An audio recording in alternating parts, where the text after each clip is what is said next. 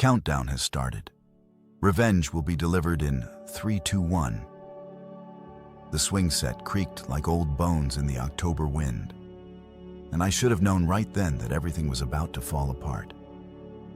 But I was grading papers on a park bench, trusting my wife, Dana, to watch our kids while I caught up on work when she walked over with this woman I'd never seen before. "Mark, this is Samantha," Dana said, her voice bright in that way that meant she was excited about something. Her daughter plays with Laya. Samantha had sharp features and calculating eyes that swept over me like she was taking inventory.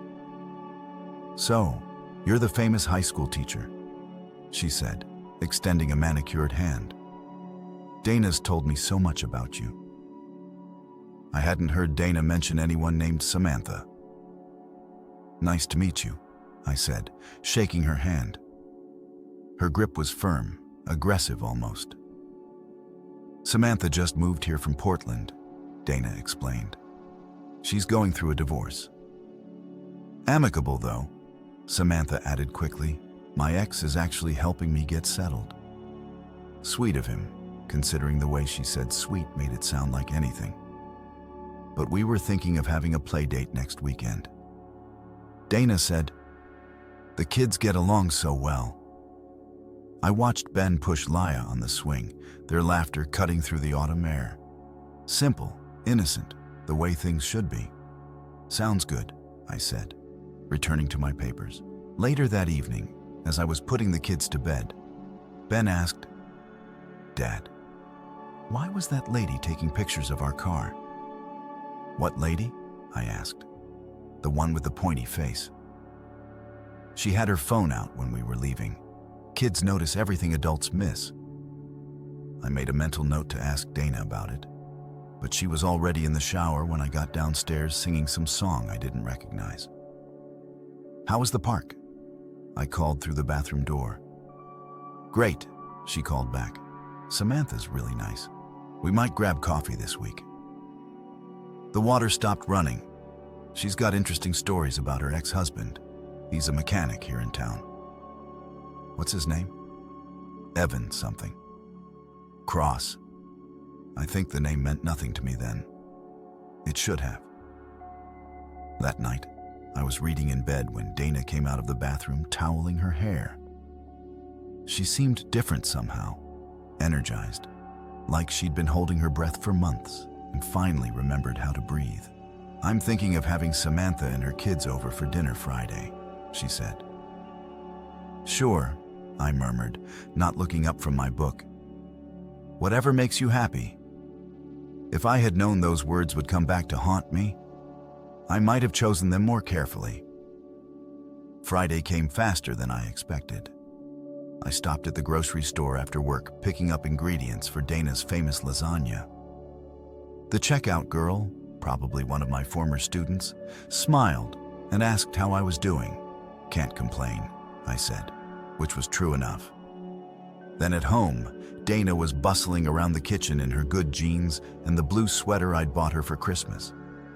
She'd done her hair and put on makeup, which struck me as odd for a casual dinner with another mom. "They'll be here at 6, Kyle," she said, stirring the sauce. "Samantha's bringing wine." The doorbell rang at exactly 6.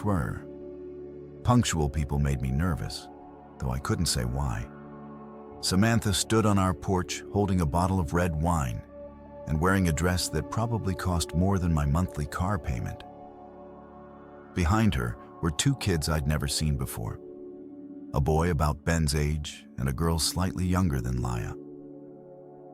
"These must be your children," I said, crouching down to their level. "I'm Mr. Mark." The boy stared at me with serious dark eyes. "Mommy says you're a teacher." "I am. What's your favorite subject?" "Recess?" he said without smiling. Samantha laughed. "Tyler's not much for academics. Takes after his father in that regard." There was acid in her voice when she mentioned the father. Dinner went smoothly enough. The kids ate quickly and disappeared upstairs to play. Samantha dominated the conversation, telling stories about Portland, about her divorce, about how hard it was being a single mom in a new town. "It's so refreshing to meet another family that has their act together," she said, gesturing with her wine glass. "Most people here seem so small town, you know." Dana nodded eagerly. "I was just telling Mark how isolating it can be sometimes." This was news to me. Dana had never mentioned feeling isolated. After dinner, while I was loading the dishwasher, I overheard Samantha and Dana talking in the living room. "He seems nice," Samantha said. "Stable?" "He is," Dana replied. "Sometimes I think too stable, you know." I turned off the water, straining to hear more, but they'd moved on to discussing some movie they both wanted to see. When I rejoined them, Samantha was checking her phone. "I should get these monsters home," she said. "School night and all. Already?" Dana sounded disappointed. "Don't worry, we'll do this again soon." Samantha gathered her kids with practiced efficiency. At the door, she turned back to Dana. "Thanks for a lovely evening. It's so nice to have a real friend here." After they left, I helped Dana finish cleaning up. "She seems nice," I said, testing the waters. "She is. I'm glad I met her." Dana was loading wine glasses into the dishwasher. She invited me to coffee tomorrow. "Would you mind watching the kids?" "Of course not." That night, as Dana got ready for bed, I noticed she was checking her phone more than usual. When I asked who she was texting, she said, "Just Samantha. She's having trouble with her ex." "What kind of trouble?" "He keeps showing up unannounced, making things difficult." Dana set her phone on the nightstand, face down. "She just needs someone to talk to." I should have asked more questions then. Should have paid attention to the way Dana's whole demeanor had changed since meeting Samantha. Should have wondered why a woman going through an amicable divorce needed so much emotional support. Instead, I kissed her goodnight and went to sleep, trusting that my wife of 8 years would never lie to me about something important. Saturday morning, Dana left for coffee wearing perfume. When I mentioned it, she said she'd been experimenting with different scents. The bottle on her dresser was new, something I'd never seen before. "I'll probably be gone a couple hours," she said, kissing me goodbye. "Samantha wants to show me around town." "Have fun," I said, watching her back out of the driveway in her little Honda. She didn't come home for 4 hours. When I asked about the coffee, she said they'd lost track of time talking. When I asked about the tour, she said they'd just driven around, nothing special. When I asked if she'd had a good time, she said yes, but didn't elaborate. That evening, while grading papers at the kitchen table, I noticed Dana was quieter than usual. She kept glancing at her phone, smiling at messages she didn't share. "Everything okay?" I asked. "Fine," she said. "Just tired?" But she didn't look tired. She looked like someone keeping a secret.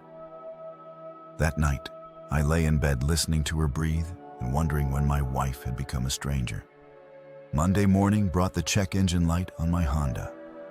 Perfect timing, considering our tight budget and the fact that I just bought new tires the month before. "I can drop you off at school," Dana offered as I stared at the dashboard in our driveway. "Thanks. But I should get this looked at today. Can't afford to let it turn into something worse." She was making the kids lunch, moving with that same distracted energy I'd noticed all weekend. "There's a place on Main Street, Cross Auto Repair." Samantha mentioned it. The name clicked. That wouldn't be her ex-husband's place, would it? I think so, actually. Dana didn't look up from the sandwiches. She said he does good work. It struck me as odd that she'd recommend her ex-husband's business, especially given what she'd told us about their difficult relationship. But maybe that was what amicable meant in divorce terms. Cross Auto Repair, occupied a converted gas station on the corner of Main and 3rd, the kind of place that had probably been fixing cars since the 1960s. A hand-painted sign promised honest work at fair prices, though the faded letters and rust stains on the building suggested those promises had been tested by time. The office smelled like motor oil and coffee. Behind the counter stood a man in his 30s with grease under his fingernails and the kind of confident posture that came from knowing exactly what you were good at. "Help you?" he asked, wiping his hands on a red shop rag. "I'm Mark Hyland. My check engine light came on this morning." His expression shifted almost imperceptibly when I said my name. "Hyland," he repeated. "Your wife wouldn't happen to be Dana, would it?" "That's right." "How did you small town?" he said with a grin that didn't quite reach his eyes.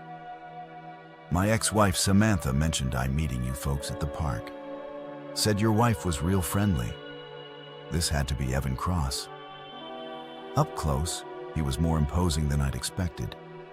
Broad shoulders, calloused hands, the kind of presence that filled a room, not what I'd pictured when Samantha described her amicable divorce. "Right," I said.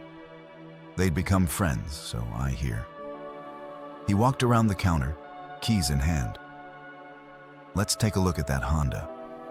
We went outside to where my car was parked. Evan popped the hood with practiced ease, peering into the engine compartment like he was reading a familiar book. "When's the last time you had the oil changed?" he asked. 2 months ago. H.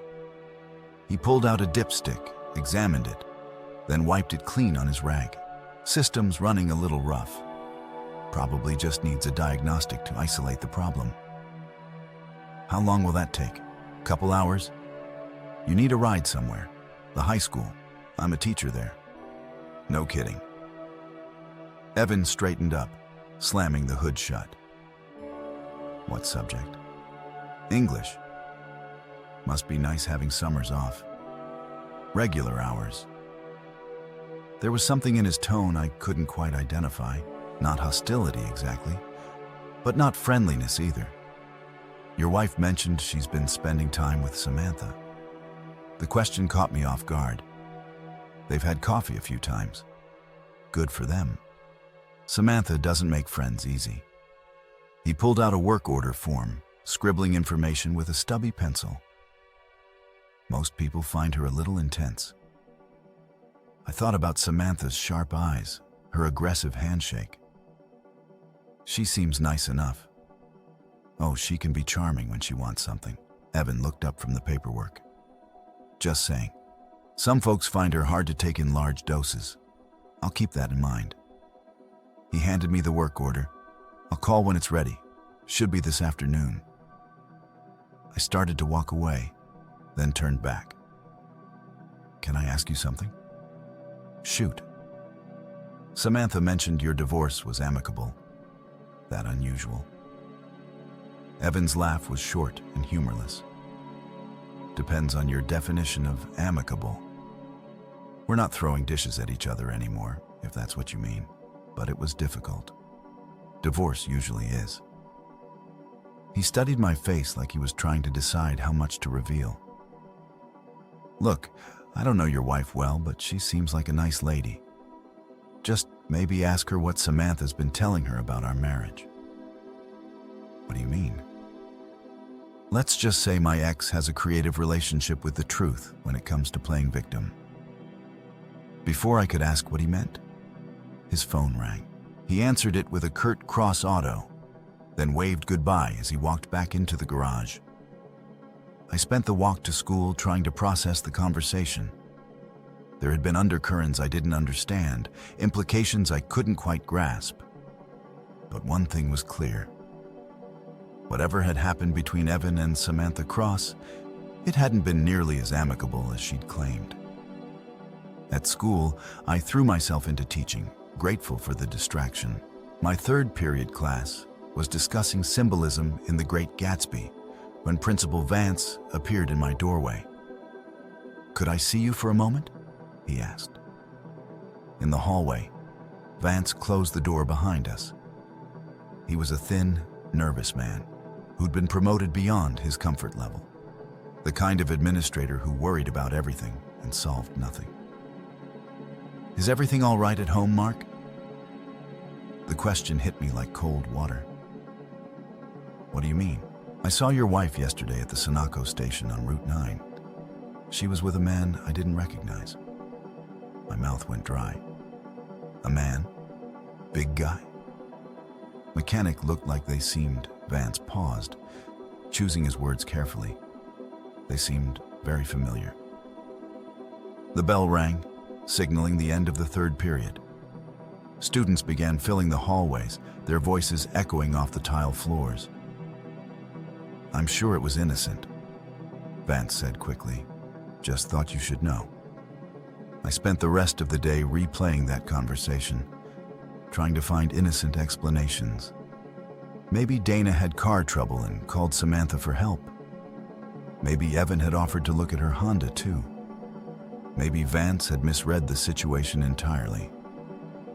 But when Evan called that afternoon to say my car was ready, I found myself walking back to his shop with questions I wasn't sure I wanted answers to.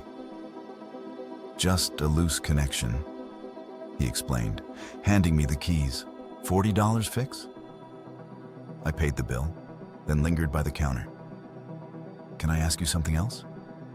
"Sure. My wife's Honda. Has it been in here recently?" Evan's expression went carefully neutral. "Why do you ask?" "Someone saw her at a gas station yesterday with a mechanic." I just wondered. "Look, Mr. Highland." Evan set down his pen, meeting my eyes directly. "I don't get involved in other people's marriages. But if I were you, I'd pay attention to where my wife says she's going and who she says she's with." "What's that supposed to mean?" "It means small towns have big ears and long memories." "People talk about what?" Evan glanced around the empty office, then leaned forward. "Your wife's been here 3 times in the past 2 weeks, never for car repairs." The words hit me like a punch to the stomach. "What?" "She comes by when Samantha drops off the kids. Says she's picking up her friend." He paused. "But Samantha's kids haven't been here in over a month." I stared at him, trying to process what he was telling me. "Are you saying?" "I'm not saying anything. Just that maybe you should ask your wife about those coffee dates." I drove home in silence, my hands gripping the steering wheel so tight my knuckles turned white. When I pulled into our driveway, Dana's Honda was already there, parked in its usual spot. Inside, she was helping the kids with homework at the kitchen table. She looked up when I entered, smiling that bright smile I'd fallen in love with 8 years ago. "How'd the car go?" she asked. "Fine, $40 fix." I hung my keys on the hook by the door. "How was your day?" "Good. Quiet." She turned back to Ben's math worksheet. "Samantha called?" "We're thinking of taking the kids to the park tomorrow after school." "Which park? The one where we met. Why?" "Just curious." But I was more than curious. I was starting to piece together a picture I didn't want to see, connecting dots I'd been ignoring for weeks. That night, after the kids were in bed, I tried to bring up my conversation with Evan. But every time I started to ask a direct question, something stopped me. Maybe it was fear. Maybe it was hope that I was wrong. Or maybe it was the way Dana had started checking her phone again, smiling at messages she didn't share. "I'm going to shower," she said around 10 miles. While the water ran, I found myself looking at her phone on the nightstand. It was face down as always. I'd never checked it before. Never had reason to. But now, I reached for it, then stopped. Crossing that line would change everything, whether I found something or not. Instead, I went to bed and lay there listening to my wife sing in the shower at the same unfamiliar song I'd heard her humming all week. The grocery store on Thursday morning felt different. Maybe it was my imagination. But the checkout girl who usually smiled and made small talk seemed to avoid eye contact. The pharmacist, normally chatty, gave me a curt nod and nothing more. I was loading bags into my car when Mrs. Pell appeared beside me like a gray-haired ghost. "Mark," she said, her voice carrying that particular tone older women used when they had something important to say. Mrs. Pell lived 3 houses down from us, the kind of neighbor who knew everyone's business because she made it her business to know. She'd brought casseroles when the kids were born and Christmas cookies every December, but she'd never sought me out in public before. "Mrs. Pell," I said, closing the trunk. "How are you?" "Fine, dear." I was wondering. She glanced around the parking lot like she was checking for spies. "Is everything all right at home?" The question was becoming disturbingly familiar. "Why do you ask?" "I've been seeing Dinah's car parked on Elm Street quite a bit lately in front of the Cross place. Her eyes were sharp behind wire-rimmed glasses, usually in the afternoon, after school hours. Elm Street, where Evan lived, presumably. I felt something cold settle in my stomach. Are you sure it was her car? Blue Honda with a dent in the rear bumper? The one from when she backed into your mailbox last spring? It was definitely Dana's car.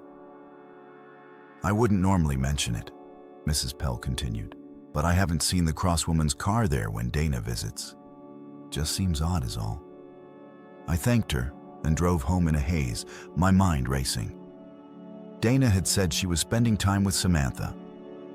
But if Samantha wasn't at Evan's house when Dana visited at home, I found Dana folding laundry in our bedroom.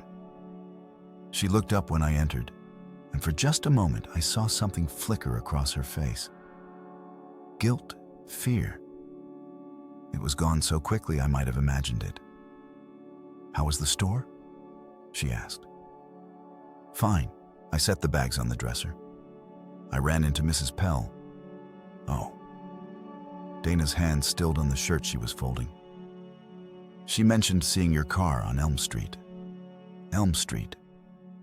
Dana resumed folding, but her movements were more deliberate now. "I don't think I know where that is." The lie was so casual, so effortless, that it took my breath away. I'd been married to this woman for 8 years, and she just lied to my face without hesitation. "It's where Evan Cross lives," I said quietly. "Is it?" I wouldn't know. She moved to the closet, hanging up my work shirts with the same careful precision she'd used with the folding. Why would I be on Elm Street? That's what I was wondering. She turned to face me then, and her expression was perfectly innocent. "Mrs. Pell's getting old, Mark. Maybe she saw someone else's car with a dent in the rear bumper. There are lots of blue Hondas in town." Another lie. I could see it in her eyes, hear it in the slight tremor in her voice, but she delivered it with the same sweet smile I'd seen 1,000 times. "I'm sure you're right," I said, because I didn't know what else to say. That afternoon, I left school early and drove to Elm Street. It was a quiet residential area, older houses with big yards and mature trees. I found Evan's address easily enough. His work truck was parked in the driveway of a small blue Colonial. I didn't see Dana's car, but that proved nothing. She could have come and gone already. I was about to leave when the front door opened and Evan stepped onto the porch. He was wearing jeans and a t-shirt, looking more casual than he had at the shop. When he saw my car, his expression grew guarded. I rolled down my window. "Afternoon, Mr. Hyland." He walked over to my car. "Something I can help you with?" "Just driving around, getting to know the neighborhood. This isn't exactly on the way to anywhere." He had me there. "Look, I need to ask you something, and I need an honest answer." Evan glanced back at his house, then leaned against my car door. "Shoot, has my wife been here?" He was quiet for a long moment, studying my face. "What did she tell you?" I want to hear it from you. Another pause. Then, yeah, she's been here.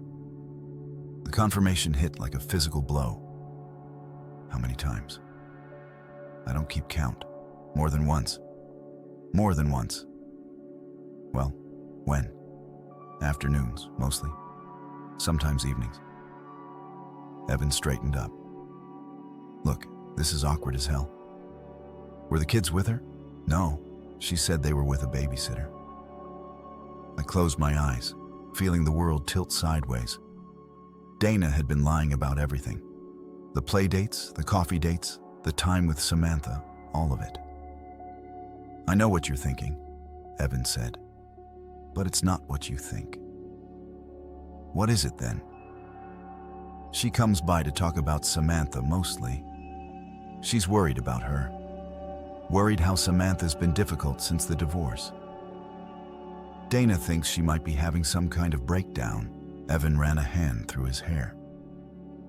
She asked a lot of questions about what Samantha was like before. Whether I think she's dangerous to herself maybe, or to your family. He looked uncomfortable. Look, I probably shouldn't be telling you this, but Dana's scared. She thinks Samantha might be obsessed with your life, your marriage. This was not what I'd expected to hear. What do you mean? The way she talks about you, your house, your kids, it's not normal. Dana thinks she might be trying to, I don't know, take over somehow. I stared at him. And you believe that? I know my ex-wife. She's capable of a lot of things. Evan glanced around again. Look, maybe you should ask Dana about this stuff. She knows more than I do. Why didn't she tell me she was talking to you? Because she didn't want to worry you, and because she was afraid you wouldn't believe her. I sat in my car after Evan went back inside, trying to process what he told me. Part of it made sense.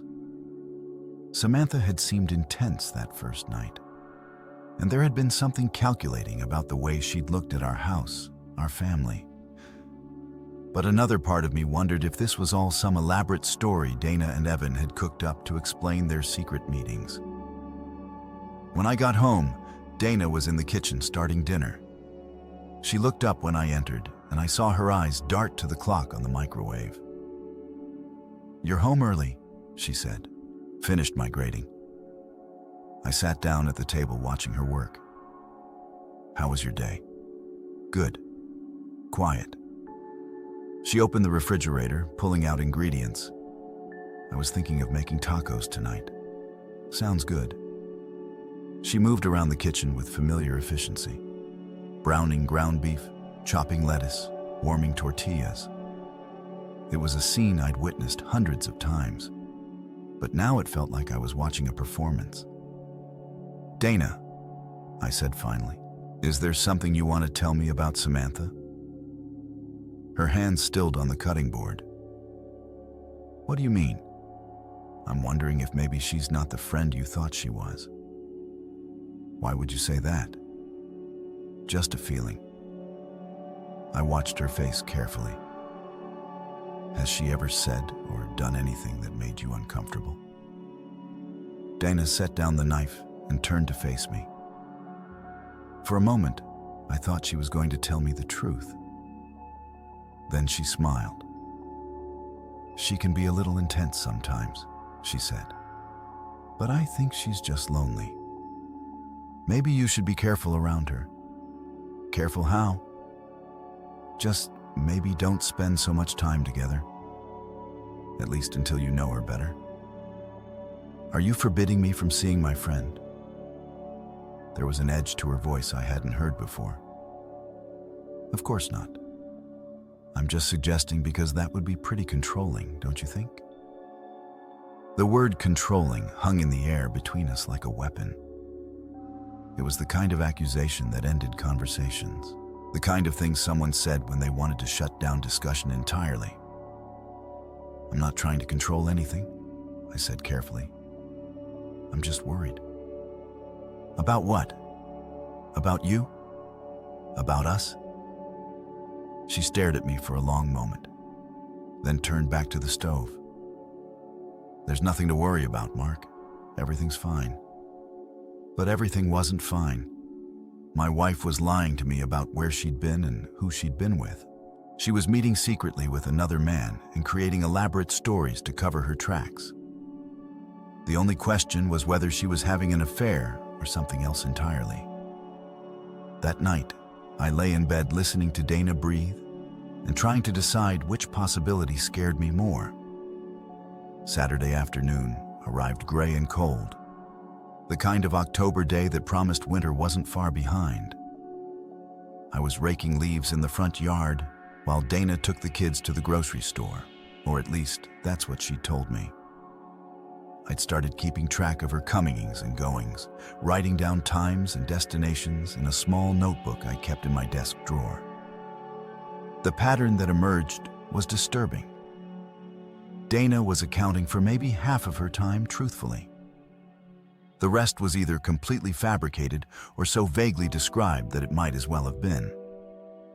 I was dumping another bag of leaves at the curb when I saw Samantha's car turn onto our street. She parked in front of our house and got out alone. No kids visible in the back seat. She walked up our driveway with purposeful strides, her face set in hard lines. When she reached the porch, she didn't knock on the front door. Instead, she stood there waiting for me to approach.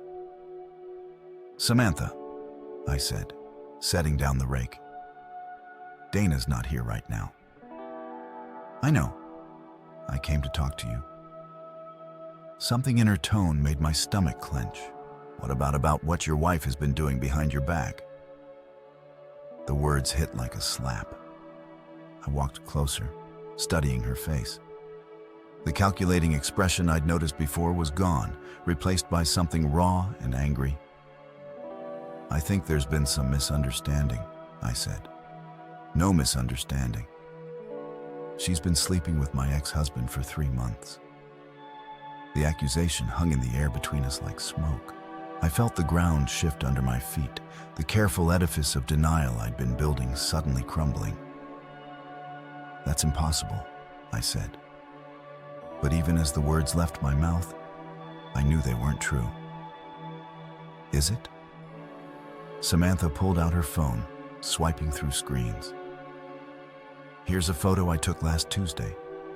That's Dana's car in Evan's driveway at 2 Weiss in the afternoon." She held the phone out to me. The image was clear. Dana's blue Honda parked behind Evan's work truck. "Where were your kids that day?" Samantha continued. "In school, right? And where did Dana say she was?"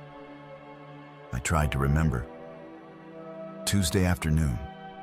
Dana had said she was running errands, then having coffee with Samantha." "She told me she was with you," I said quietly. "I was at work. I've been at work every Tuesday for the past 2 months." Samantha's voice was sharp with vindicated anger. "Want to know where she really was?" "Upstairs in my ex-husband's bedroom." "How do you?" "Because I've been watching because something didn't feel right about their sudden friendship." She scrolled through more photos on her phone. "Here's another one from last week, and this one from the week before." Each image was like a knife twist. Dana's car, Evan's house, times when I thought my wife was living her normal life. "Those play dates she told you about?" Samantha continued. "My kids were never there. Hell, half the time I didn't even know about them until later." The front door opened behind me. Dana stepped onto the porch, her face going white when she saw Samantha. "What's going on?" she asked, but her voice was small, uncertain. "I was just showing your husband some interesting photographs," Samantha said. Dana's eyes darted between us, and I saw the exact moment she realized the game was over. Her shoulders sagged slightly, and the careful mask she'd been wearing for months finally slipped. "Mark," she started, but I held up a hand to stop her. "Is it true?" I asked. She didn't answer immediately. Instead, she looked at Samantha with something that might have been hatred. You followed me, she said. I protected myself, Samantha shot back. Something you should have thought about before you decided to screw my ex-husband. It's not what you think, Dana said, turning to me. It's complicated. Complicated how? I asked. You're either sleeping with him or you're not. Another long pause, then quietly. It just happened. The admission hit harder than I'd expected, even knowing it was coming. Hearing her say it out loud felt like being punched in the chest. Just happened, Samantha repeated mockingly. Like accidentally falling into bed with someone's ex-husband multiple times for months. You don't understand, Dana said. You don't know what it's been like. What? What's been like? I asked. Being married to you? The words came out in a rush, like she'd been holding them back for years. Being stuck in this house, in this town, with the same routine every single day. So, you decided to have an affair? I decided to feel alive again. Samantha laughed, a harsh sound. And you picked my ex-husband to make you feel alive.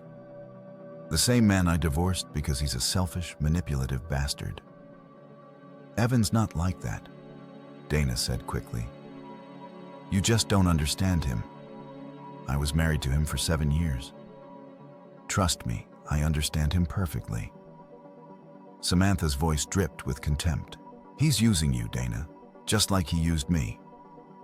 You're wrong, am I? Has he talked about leaving town with you? Starting fresh somewhere else? Samantha smiled when she saw Dana's expression change. He has, hasn't he? Same line he fed me when we were having problems. Same promises. I watched this exchange feeling like I was underwater, like the voices were coming from very far away. My wife had been having an affair with a man I'd met. A man who'd looked me in the eye and lied. I want you to leave, I said quietly. Both women turned to look at me. Which one of us? Dana asked. Both of you? I can't. I need time to think. Mark, please. Dana started forward, but I stepped back. Just go take the kids to your mother's for the weekend. We'll figure this out later. Samantha was already walking back to her car. One more thing, she called over her shoulder. Ask her about the necklace. Dana's face went ashen. What necklace? I asked. Nothing, Dana said quickly. It's nothing. But Samantha was smiling now, cruel and satisfied. The diamond necklace you bought her for your anniversary? Ask her where it is. She got in her car and drove away, leaving Dana and me standing on our front porch in the cold October air. Where is it? I asked. Dana's eyes filled with tears. I had to sell it. Why? Because Evan needed money for his business. She was crying now, mascara running down her cheeks. He said it was just temporary, that he'd buy me a new one when things got better. I stared at my wife, this woman I'd thought I knew, and realized I was looking at a stranger. How much money? $2,000. The necklace had cost me $3,000. Money I'd saved for months, working extra tutoring sessions and selling my old guitar. I'd presented it to her on our 6th anniversary, watching her face light up with what I'd thought was genuine joy. Get your things, I said. I want you out of the house tonight. Mark, please let me explain. There's nothing to explain. You've been lying to me for months. You've been sleeping with another man. You sold our anniversary gift to give him money. I turned toward the front door. I'll watch the kids while you pack. Where am I supposed to go? I don't care. Figure it out. I went inside and closed the door behind me, leaving Dana standing alone on the porch. Through the front window, I watched her sit down on the porch steps and call someone on her phone. The conversation was brief. When she hung up, she sat there for another 10 minutes staring at the street. Finally, she came inside. "I'm staying at Evans tonight," she said without looking at me. Of course she was. "What about the kids? I'll pick them up from my mother's tomorrow. We need to talk about custody." The word custody made everything real in a way it hadn't been before. This wasn't just a fight we'd recover from. This was the end. "Get your things," I said again. She went upstairs and I heard her moving around in our bedroom, opening drawers, closing the closet door. When she came back down 20 minutes later, she had a suitcase and her makeup bag. At the front door, she paused. "Mark, I know you don't believe this right now, but I do love you. You have a funny way of showing it." She flinched like I'd hit her. I never meant for this to happen, but it did happen for months. "That's not an accident, Dana. That's a choice." She opened her mouth to say something else, then seemed to think better of it. Instead, she walked to her car and drove away, leaving me alone in the house that suddenly felt too big and too quiet. I spent the evening calling my mother-in-law to explain that Dana wouldn't be picking up the kids as planned, then calling my own parents to give them a carefully edited version of what had happened. By the time I finished those conversations, it was nearly midnight. I should have felt devastated. Instead, I felt oddly calm, like I'd been waiting for this shoe to drop for months without realizing it. That night, I slept in our bed alone for the first time in 8 years. I thought it would be difficult, but I slept better than I had in weeks. Monday morning, I called in sick to school and drove to the office of Meredith Lang, a lawyer I knew from school board meetings. She was a sharp woman in her 50s who'd handled several messy divorces in town, including the custody battle for one of my former students. "I need advice," I told her receptionist. "It's urgent." Meredith saw me within an hour. Her office was all dark wood and law books, the kind of place that looked expensive even when you weren't paying attention to the details. "Mark," she said, gesturing for me to sit down. "What can I do for you?" I told her everything. The affair, the lies, the sold necklace. She took notes on a yellow legal pad, asking pointed questions about dates and times. "How long do you think this has been going on?" she asked. She admitted to 3 months. But looking back, I think it might have been longer. "Any evidence besides the photographs Samantha showed you?" "Not yet. We need documentation. Credit card statements, phone records, anything that establishes a pattern of deception." She set down her pen. "I have to ask, do you want to try to save the marriage?" "No." The answer came without hesitation, surprising even me, but it was true. Whatever Dana and I had built together, she'd burned it down. There was no coming back from months of calculated lies. "Then we need to talk about custody," Meredith said. "In cases like this, the court's primary concern is the best interests of the children.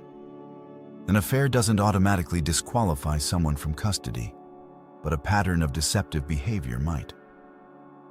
"What kind of pattern?" "Using the children as cover for meetings with her lover, lying about her whereabouts when she was supposed to be supervising them. Financial deception." She flipped through her notes. "The sold necklace is interesting. Did she have the right to sell it?" "It was a gift. Legally, I guess it was hers. But if she sold it without your knowledge to fund her affair, that speaks to character issues." Meredith leaned forward. "Mark, I need to be honest with you. Custody cases can get ugly fast. Are you prepared for that?" I thought about Ben and Laya, innocent and trusting, caught in the middle of something they couldn't understand. "I'm prepared to do whatever it takes to protect my kids." "Good. Then here's what we're going to do." For the next hour, Meredith outlined a strategy that felt like preparing for war. Document everything. Keep a detailed record of Dana's behavior. Gather evidence of her deception. Build a case that would convince a judge that the children's best interests lay with me. Don't confront her about anything you discover, she warned. Don't let her know you're building a case. The element of surprise will be crucial if we end up in court. I left her office feeling like I'd crossed another threshold. This wasn't just about ending my marriage anymore. It was about winning custody of my children. That afternoon, while Dana was presumably at Evan's house, I went through our financial records with methodical precision. Credit card statements revealed a pattern I'd been too trusting to notice before. Charges at restaurants I'd never been to. Gas purchases in parts of town. Dana had no reason to visit the pawn shop transaction for exactly $2,000 on the date she'd sold my anniversary gift. But the most damning evidence was in her phone records. I'd never looked at our cell phone bill closely before, assuming that the detailed breakdown of calls and texts was Dana's business. Now, I saw dozens of calls and hundreds of text messages to a number I recognized as Evan's. The timing was revealing. The first contact had been the day after that initial meeting at the park, not 3 months ago as Dana had claimed, but nearly 5 months ago. The frequency had escalated gradually from a few texts per week to constant communication. I printed everything and put it in a manila folder. Each piece of evidence another nail in the coffin of my marriage. Tuesday evening, Dana showed up to collect more of her belongings. She'd clearly been crying and she looked exhausted. "How are the kids?" I asked, confused. They keep asking when they're coming home. "When are they?" "I thought maybe this weekend, if that's okay with you." The formal politeness between us felt surreal. 2 days ago, we'd been married. Now we were negotiating visitation schedules. "That's fine," I said. "But Dana, we need to talk about what comes next." She sat down at the kitchen table, the same spot where we'd eaten dinner as a family just a week ago. "I know you want a divorce," she said. "I don't blame you. It's not about what I want. It's about what you chose." "I know." She wiped her eyes with a tissue. "I just want you to know that I never wanted to hurt you. But you did hurt me for months, I know." We sat in silence for a moment, the weight of 8 years pressing down on us. "What happens now?" she asked. "I've talked to a lawyer. We'll work out custody and property division." Her face went pale. "Custody. Did you think I'd just let you take the kids? I thought I hoped we could work something out between us. Like you worked out your affair between you and Evan?" She flinched. "That's not fair." "Fair." I laughed, but there was no humor in it. "You want to talk about fair?" Fair would have been being honest with me. Fair would have been asking for a divorce before you started sleeping with someone else. "I didn't plan this, Mark. It just happened." "No, it didn't just happen. You made choices. Every time you lied to me. Every time you went to his house. Every time you used our children as cover for your affair. Those were choices." She was crying again now. But I felt nothing. No sympathy. No urge to comfort her. The woman sitting across from me had destroyed our family, and tears wouldn't fix that. "I'll have the papers drawn up," I said. "You should probably get your own lawyer." She nodded, unable to speak. After she left, I sat in my empty house and tried to imagine what came next. Shared custody schedules, dividing our possessions, explaining to Ben and Leia why Mommy and Daddy weren't living together anymore. But first, I had to finish building my case, because I was beginning to understand something Meredith had tried to tell me. This wasn't going to be amicable. Dana might regret the affair, but she wasn't going to give up her children without a fight. And neither was I. Friday afternoon brought unseasonably warm weather, the kind of October day that made you forget winter was coming. I'd just gotten home from school when my phone rang. It was Meredith. "We have a problem." She said Dana's filed for custody. She's asking for primary physical custody with limited visitation for you. The news hit like a physical blow. On what grounds? She's claiming you're emotionally unstable and potentially dangerous. Says you've been following her, harassing her friends, and making threats. That's complete bullcrap. I know, but she's got a lawyer now and they're playing hardball. Meredith's voice was grim. There's more. She's filed for a restraining order. A restraining order? Temporary. Claims you've been stalking her and she fears for her safety. I sat down hard on my kitchen chair, feeling the world tilt around me. This is insane. It gets worse. The restraining order means you can't contact her directly, and it puts your custody petition in jeopardy. A judge might see it as evidence that you're unfit. So what do? We fight it. But first, we need to be proactive. She paused. Mark, I need you to listen carefully. Do not contact Dana. Do not go near Evan's house. Don't even drive down their street. Any violation of that restraining order, even a technical one, could destroy your case. After I hung up, I sat in my kitchen trying to process what had just happened. In the space of a week, I'd gone from being a betrayed husband to being painted as a dangerous stalker, but I was beginning to understand the strategy. Dana and her lawyer were trying to control the narrative to make her the victim instead of the cheating spouse. The restraining order wasn't about protection. It was about gaining tactical advantage. 2 hours later, my phone rang again. This time, it was Principal Vance. Mark, I need to see you in my office first thing Monday morning. What's this about?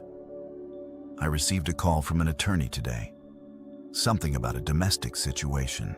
His voice was carefully neutral. I can't discuss it over the phone.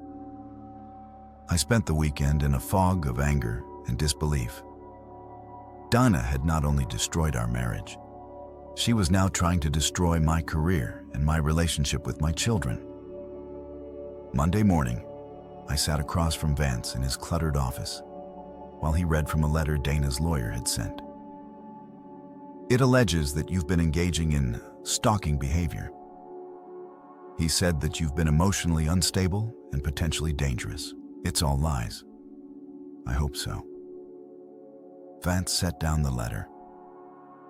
Mark, you've been a good teacher here for 6 years. But if there's any truth to these allegations, there isn't. Then we'll support you through this. But I need you to understand any arrests, any violations of the restraining order, anything that makes the school look bad, and I'll have to take action. The threat was clear. Keep my head down and my mouth shut or lose my job. That afternoon, I was grading papers when I looked out my classroom window and saw something that made my blood freeze. Dana's Honda was parked in the school parking lot, and standing next to it, talking to someone I couldn't see clearly, was Dana herself. I watched for 10 minutes trying to figure out what she was doing there. The restraining order worked both ways. She wasn't supposed to be within 500 FT of me either. Then I saw who she was talking to. It was Jennifer Morrison, one of the other English teachers, a woman I'd considered a friend. I watched Dana hand Jennifer an envelope, saw them shake hands, saw Jennifer nod seriously before walking back toward the building. 20 minutes later, Jennifer knocked on my classroom door. Mark, could I talk to you for a minute? We stepped into the hallway and she handed me the envelope I'd seen Dana give her. Your wife asked me to give you this, she said. She said it was important. Inside was a single sheet of paper with a handwritten note. Mark, I know you're angry, and you have every right to be. But please don't make this harder than it has to be. The kids need both of us, and we need to find a way to co-parent without destroying each other. I'm willing to work out custody arrangements that are fair to both of us, but only if you drop the investigation and agree to mediation instead of litigation. Think about what's best for Ben and Laya, Donna. I read the note twice, then crumpled it up. What did she tell you? I asked Jennifer. She said you two were having marital problems and she was trying to work things out. Jennifer looked uncomfortable. Mark, is everything okay? You've seemed distracted lately. Everything's fine. I lied. But everything wasn't fine. Dana was trying to control the situation by controlling the information. She was positioning herself as the reasonable party, the one trying to protect the children, while I was being unreasonable. That evening, I called Meredith and read her the note. It's an attempt at negotiation, she said. But it's also manipulation. She's trying to make you feel guilty for pursuing your rights. Should I respond? Absolutely not. Any contact violates the restraining order. She paused. But Mark, I have to ask, are you sure you want to fight this? Custody battles can drag on for months. They're expensive, emotionally draining, and there's no guarantee we'll win. I'm sure. Then we move forward. But I need more ammunition. The next morning, I was leaving for school when I saw Evan's truck parked at the end of my street. He was sitting behind the wheel, apparently waiting for something. When he saw me, he got out and walked over. Despite the restraining order, I didn't think it applied to him. We need to talk, he said. I don't think that's a good idea. That's all I need. Against my better judgment, I agreed. We walked to the corner away from the houses and potential witnesses. Look, Evan said. I know what you must think of me. Do you? I think so, and you're probably right. He ran a hand through his hair. But I need you to know that Dana is the one who pursued this. I tried to stay away at first. At first, she kept coming around, said she was unhappy, that you didn't understand her. He looked genuinely uncomfortable. I've been down this road before with other married women. Usually I'm smart enough to walk away, but not this time. Not this time. He met my eyes. She's different, more determined. What's that supposed to mean? It means she's not going to give up easily on me or on getting what she wants in the divorce. And what does she want? Everything. The house, the kids, alimony. Evan's smile was bitter. She's got this idea that she's entitled to it because you weren't meeting her emotional needs. Did she tell you that? She tells me a lot of things. Most of it bullcrap, if I'm being honest. I stared at him. Then why are you with her? Because I'm an idiot. He shrugged. And because she's good in bed. The casual cruelty of the comment took my breath away. This man had destroyed my marriage for Z. Is there a point to this conversation? I asked. Yeah, there is. Evan's expression grew serious. She's planning something. I don't know what, but she's been making phone calls, meeting with people. She's building some kind of case against you. What kind of case? I don't know. But she keeps talking about how she needs to protect the children from you. Protect them from what? That's what I can't figure out. You seem like a decent enough guy. He paused. Look, I know this is awkward, but I thought you should know. Why are you telling me this? Because I don't like being used, and because I think she's using both of us. With that, he walked back to his truck and drove away, leaving me standing on the corner wondering what the hell was happening to my life. That afternoon, I drove to Elm Street, not to Evan's house, but to the end of the block, where I could see his driveway without technically violating the restraining order. Dana's car was there, as I'd expected. But there was also a second car I didn't recognize, a black sedan with government plates. I waited for an hour, hidden behind a row of parked cars, until the front door opened. Dana emerged with a man in a suit, followed by Evan. They talked on the porch for a few minutes. Then the man in the suit handed Dana a business card and left. Whatever was happening, it was bigger than just a custody dispute. I was starting to understand that I wasn't just fighting for my children anymore. I was fighting for my freedom. The courthouse smelled like floor wax and fear. I sat next to Meredith at the plaintiff's table, watching Dana and her lawyer arrange papers at the defense table 20 FT away. She hadn't looked at me once since entering the courtroom.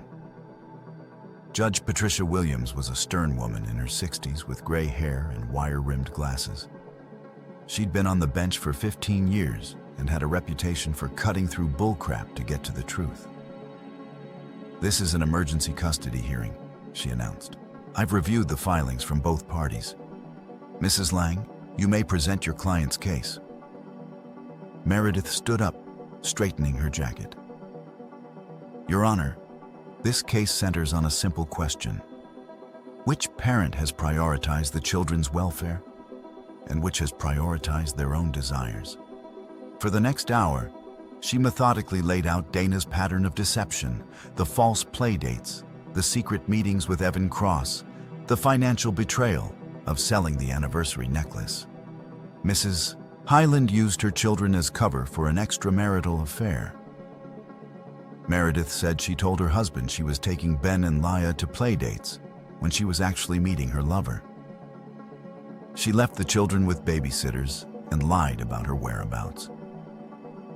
This isn't just marital infidelity, it's parental negligence. She presented the credit card records, the phone logs, the photographs Samantha had taken. Each piece of evidence was another nail in Dana's coffin. When it was Dana's lawyer's turn, he painted a different picture entirely. "Your Honor," he said, "my client made a mistake. She had an affair and she regrets it. But that doesn't make her an unfit mother." He argued that Dana had been driven to the affair by her husband's emotional neglect, that she'd been isolated and depressed, that she'd made poor choices but never put the children at risk. "Mr. Hyland has engaged in stalking behavior," he continued. "He's followed my client, harassed her friends, and created an atmosphere of intimidation and fear." It was all lies, but the lawyer delivered them with conviction. Then Dana took the stand. She looked smaller somehow, dressed in a conservative blue suit that made her seem vulnerable. When she spoke, her voice was soft, uncertain. "I know I made mistakes," she said. "I know I hurt my husband, and I'll regret that for the rest of my life. But I never did anything to hurt my children." "Mrs. Hyland," her lawyer prompted, "can you tell the court about your husband's behavior following the discovery of your affair?" "He became obsessive," Dana said. "Following me, checking up on me constantly. I was afraid of what he might do." "Were you afraid for your physical safety?" "Yes, he has a temper. And when he gets angry." She trailed off, letting the implication hang in the air. I wanted to jump up and scream that it was all lies, but Meredith had coached me to stay calm, to let her handle the legal arguments. "Mrs. Hyland," Dana's lawyer continued, "in your opinion, would it be in the children's best interests to live primarily with their father?" "No," Dana said, her eyes filling with tears. "I think they need stability, and Mark is too angry right now to provide that." When it was Meredith's turn to cross-examine, she didn't hold back. "Mrs. Hyland, you testified that you never put your children at risk. Is that correct?" "Yes." But you left them with babysitters while you engaged in sexual encounters with Mr. Cross, didn't you? Dana's composure cracked slightly. Yes. But they were safe. Safe with people you paid to watch them while you committed adultery. Objection, Dana's lawyer said. Inflammatory language sustained. The judge said, rephrase, counselor. Mrs. Hyland, isn't it true that you regularly lied to your husband about your whereabouts? I didn't want to hurt him, so you chose to deceive him instead. I was trying to protect everyone by having an affair. Dana didn't answer. Mrs. Hyland, you testified that your husband has a temper. Can you give the court a specific example of when he lost his temper with you or the children? Another long pause. He gets quiet when he's angry. It's intimidating. So your husband's bad behavior is that he gets quiet. It's more than that. It's the way he looks at me. The way he looks at you? Yes. Mrs. Hyland, isn't it true that you've never seen your husband raise his voice to you or the children? Well, no.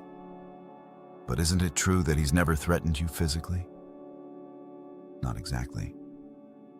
But isn't it true that the only reason you filed for a restraining order was to gain advantage in this custody case? Objection sustained.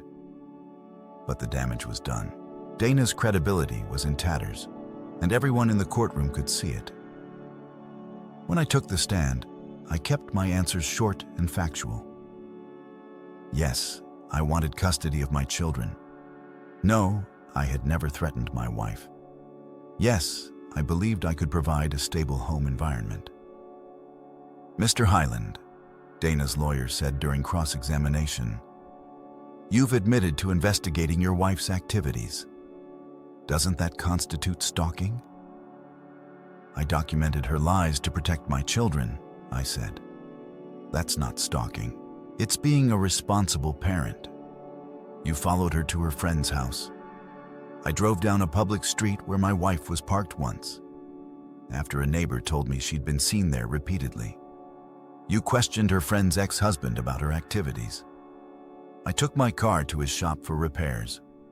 When he offered information about my wife's behavior, I listened. It went on like that for 20 minutes. Dana's lawyer trying to make my reasonable actions sound sinister and obsessive. But Meredith had prepared me well, and I didn't take the bait. The final witness was Samantha Cross.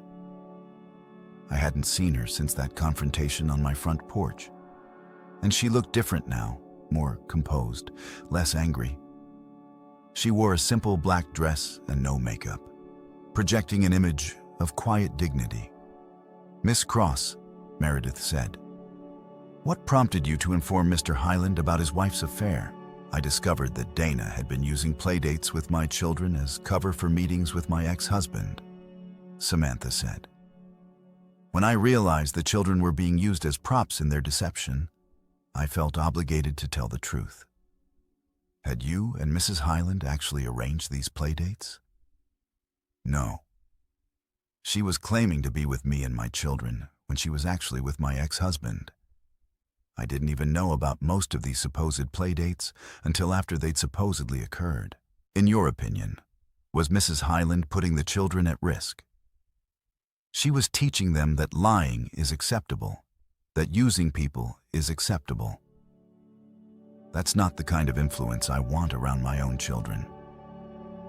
During cross-examination, Dana's lawyer tried to paint Samantha as a vindictive ex-wife, but she remained calm and factual. When he asked why she'd taken photographs of Dana's car, she gave a simple answer. Because I needed proof. I knew no one would believe me without evidence. After all the testimony was concluded, Judge Williams called for a 30-minute recess to review the evidence. Meredith and I sat in the hallway, not talking, both lost in our own thoughts. When court reconvened, the judge's expression was unreadable. I've considered all the evidence and testimony presented today. she said.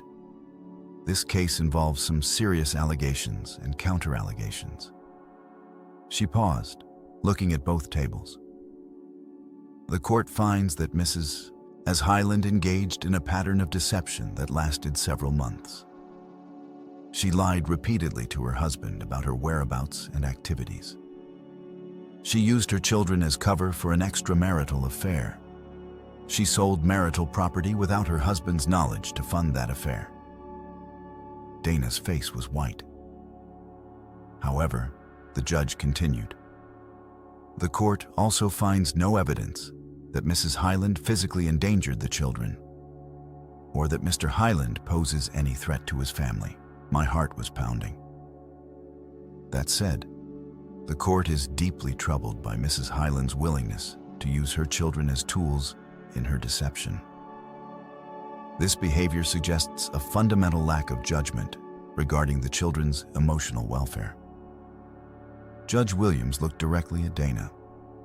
"Therefore, the court awards primary physical custody to Mr. Hyland. Mrs. Hyland will have supervised visitation every other weekend, until such time as she can demonstrate that she has addressed the issues that led to this situation." I felt like I couldn't breathe. I'd won. Furthermore, the judge continued, "The restraining order is dismissed as being without merit." Dana was crying now, but quietly. Her lawyer patted her shoulder and whispered something I couldn't hear. After the judge left, Meredith shook my hand. "Congratulations," she said. "You got everything you asked for." I looked across the courtroom at Dana, who was still crying. There was no satisfaction in her tears, no sense of victory, just the hollow feeling of something broken that could never be fixed. Outside the courthouse, I saw Samantha sitting on a bench smoking a cigarette. She looked up when she saw me approaching. "Congratulations," she said. "Thank you for testifying." She took a drag from her cigarette and exhaled slowly. "Don't thank me yet. This isn't over." "What do you mean?" "Dana won't give up. She'll appeal or find some other way to get the kids back." Samantha's smile was bitter. "People like her don't accept losing." "What about Evan? What about him?" "He got what he wanted. A good time with no consequences. He'll move on to the next bored housewife." She stood up and dropped her cigarette, crushing it under her heel. "We're not friends, you and I," she said. "We just happen to be on the same side this time." With that, she walked away, leaving me standing alone in front of the courthouse. That evening, I picked up Ben and Laya from my mother-in-law's house. They were quiet on the drive home, sensing that something fundamental had changed, even if they didn't understand. "What Ami coming home?" Laya asked as I tucked her into bed. "Not tonight, sweetheart. But you'll see her soon." "Are you and Mommy getting divorced like Tommy's parents?" I looked into her innocent 4-year-old eyes and tried to find words that wouldn't break her heart. "Yes," I said finally. "But that doesn't mean we don't love you." She nodded solemnly, as if she'd been expecting this answer. Later, after both kids were asleep, I sat in my living room and tried to process what had happened. I'd won custody of my children, but I'd lost my wife, my marriage, and my faith in the person I'd thought I knew best in the world. The house felt different now, not empty exactly, but charged with possibility, like anything could happen next. I looked out the front window and saw Mrs. Pell watering her garden in the fading light. She saw me watching and raised her hand in a small wave. Some things, at least, remained constant. Tomorrow, I would have to explain to Ben and Laya why their lives had changed forever. I would have to figure out how to be a single father. I would have to rebuild everything from scratch. But tonight, I was just a man sitting in his house, listening to his children breathe in the rooms above, knowing that he'd fought for what mattered and won.